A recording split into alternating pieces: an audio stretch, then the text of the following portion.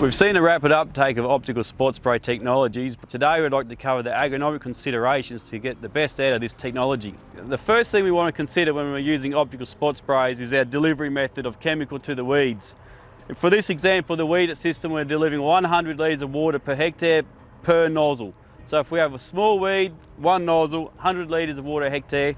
But if you have a larger weed or small weeds in the middle, we might have 2 or 3 nozzles coming on. So we could have 100 litres, 200 litres, 300 litres of water per hectare. In a sense, it auto-calibrates for larger weeds, so you're getting more chemical on larger weeds, which is resulting in better control in the field. A side effect of those rate multipliers is we need to consider our residual impact on the ground. So we might have 2-3-fold the rate of chemical in smaller areas under these nozzles. This can impact on your plant backs, and you really need to think about what's happening in the field.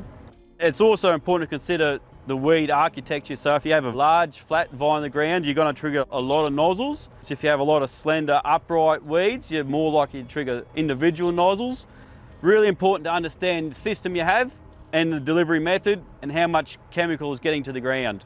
One of the common mistakes we see in the field regularly is targeting large, unhealthy, stressed weeds. This always results in fairly poor weed control. We need to target small, fresh, healthy weeds to get the best result. You still got to come back to your basic agronomy. If they're big weeds, they're going to be harder to kill. When you're considering your agricultural chemicals to put through the optical spot spray technology, it's really important to check up your leaflet on your products. What you're looking for there is a registration stating optical spot spray technologies. Key points on the label are that we don't know how many litres a hectare we're putting on, so we're calibrated to 100 litres of water a hectare per nozzle. Other considerations on the label are the rates. We only recommend using the OSST systems for weed cover up to 30% of the paddock. If we're above this, we recommend to go to a broadacre boom spraying. Another consideration when using this technology is your off-target deposition. We do have nozzles available now that provide an extra course, which help reduce those driftable fines being produced. Obviously you don't spray in inversions because that will lead to drift.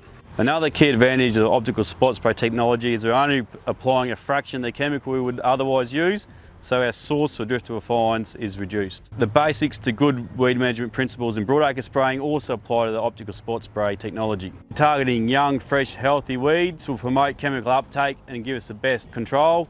Always refer to the label rate for optical spot spray technology, ensuring our rates are correct for those weeds we're targeting. And thirdly, just as we do in broadacre spraying, we want to consider the weather and the impacts it's had on the weeds leading up to the spraying and during the spraying application.